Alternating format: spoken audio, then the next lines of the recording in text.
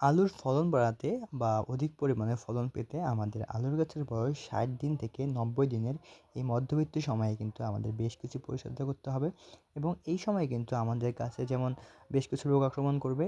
এই রোগবালাইগুলো প্রতিরোধ করে আমাদের কিন্তু সঠিক মাত্রায় কিন্তু আলুর গাছের যে খাবার বা অনুখাদ্যগুলো এগুলো প্রয়োগ করতে হবে, সেচ প্রয়োগ করতে হবে। সেই সাথে সামগ্রিক বিষয়গুলো কিন্তু আমাদের জানতে হবে। তো আজকের ভিডিওতে আমি আপনাদের আলুর গাছের ৬০ দিন পরবর্তী থেকে ৯০ দিন পর্যন্ত কোন কোন পরিচর্যাগুলো করতে হবে এই বিষয়টা নিয়ে জানানোর চেষ্টা করব। তো আপনারা যারা আলু চাষ করছেন অবশ্যই ভিডিওটি শেষ পর্যন্ত দেখবেন এবং যারা যারা আমার চ্যানেল এখনও সাবস্ক্রাইব করেননি অবশ্যই চ্যানেলটি সাবস্ক্রাইব করে সঙ্গেই থাকবেন।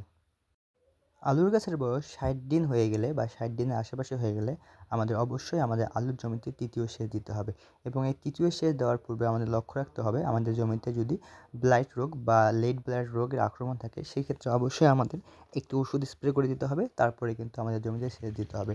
তো আমাদের এই সময় কিন্তু আমাদের আলুর গাছে প্রচুর পরিমাণে রসের দরকার হয় এবং আমাদের যেগুলো মাটি একটু শুকনো বা বালু মাটি সেগুলো একটু বেশি করে পানি দেবেন এবং আপনাদের জমিতে যদি এই সময়ে যদি দেখেন যে লেট ব্লাইট বা ব্লাইট রোগের প্রাদুর্ভাব নাই, সেক্ষেত্রে কিন্তু এই সেচ দেওয়ার সঙ্গে সঙ্গে অবশ্যই আপনারা আলুর জমিতে ইউরিয়া সারের উপরে প্রয়োগ করে দেবেন এবং লক্ষ্য রাখবেন এই সময় যেন আলুর গাছে ইউরিয়া সারের পরিমাণটা বেশি না হয়ে যায়। সেক্ষেত্রে আপনারা এই বিঘা প্রতি আপনারা ৪ থেকে ৫ কেজি পর্যন্ত ইউরিয়া সারের উপর প্রয়োগ করে দিয়ে আপনারা সেচটা ভালো মতো দিয়ে দেবেন এবং এই ৩ নম্বর সেচটা কিন্তু আমাদের আলুর গাছের যে ফলন বৃদ্ধিতে বা আলুর সাইজ বৃদ্ধিতে কিন্তু খুবই গুরুত্বপূর্ণ ভূমিকা রাখে।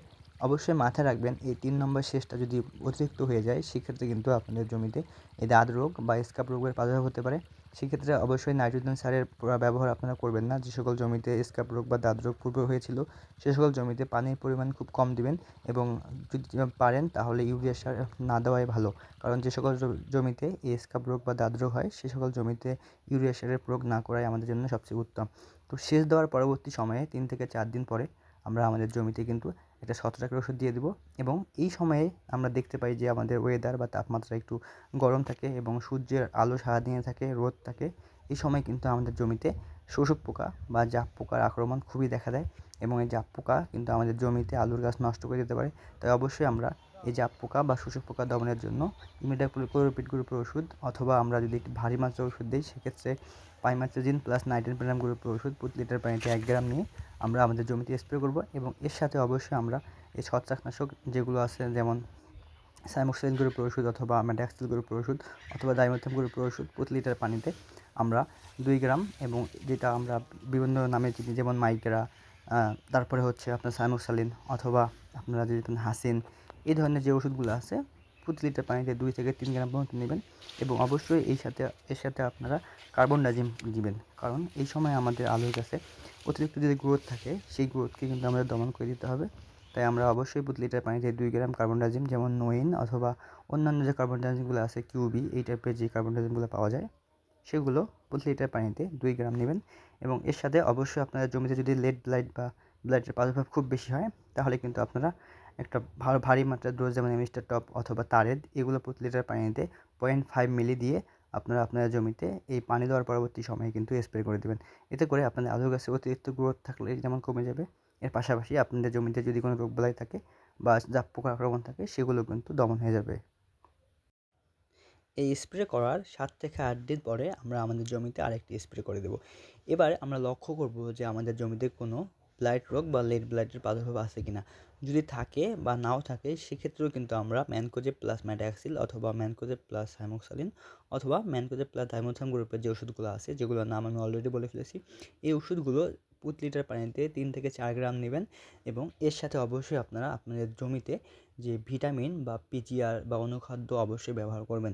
সেক্ষেত্রে বাজারে কিন্তু বিভিন্ন রকম পিজিআর বা অনুখাদ্য আছে, আপনারা চাইলে সেগুলো ব্যবহার করতে পারেন যেমন ফ্লোরা, তারপরে হচ্ছে বায়োফার্টি বা মাইক্রোকম্বি, এগুলো প্রতি লিটার পানিতে আপনারা এর গায়ে পরিমাণ লেখা আছে। যদি ফ্লোরা দেন সেক্ষেত্রে ২ থেকে ৩ মিলি, যদি মাইক্রোকম্বি দেন প্রতি লিটার পানিতে ১ থেকে ১.৫ মিল বা বায়োফার্টি দেন সেক্ষেত্রেও কিন্তু প্রতি লিটার পানিতে ১ থেকে ২ এমএল দিলেও কিন্তু হয়ে যাবে।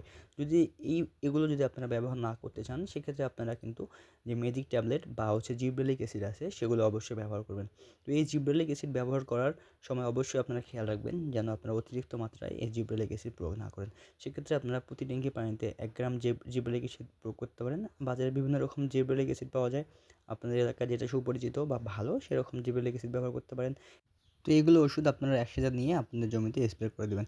এভাবে যদি আমরা পরপর ২ টা স্প্রে দিতে পারি অর্থাৎ ৭ দিন পরবর্তী সময়ে সেম ওষুধগুলোই যদি আমরা আরেকবার দেই তাহলে কিন্তু আমরা লক্ষ্য করব যে আমাদের আলুর জমিতে যে গাছগুলো আছে সেগুলো ৯০ দিন পর্যন্ত অনায়াসে খুব ভালো থাকবে এবং এইভাবে যদি আপনার গাছ ৯০ দিনের বেশি সময় ধরে জমিতে থাকে এবং এইভাবে যদি গাছ সুস্থ রাখতে পারেন এবং এরকম চর্চা করতে পারেন তাহলে কিন্তু অটোমেটিক্যালি আপনাদের আলুর যে ফলন সেই ফলন কিন্তু বৃদ্ধি পাবে এবং সবচাইতে বেশি যেটা গুরুত্বপূর্ণ বিষয় সেটা মাথায় রাখবেন যে আপনারা যখন ৩য় সেচ দিবেন এই সময় যেন আপনার জমিতে পানির মাত্রা বেশি না হয়ে যায়।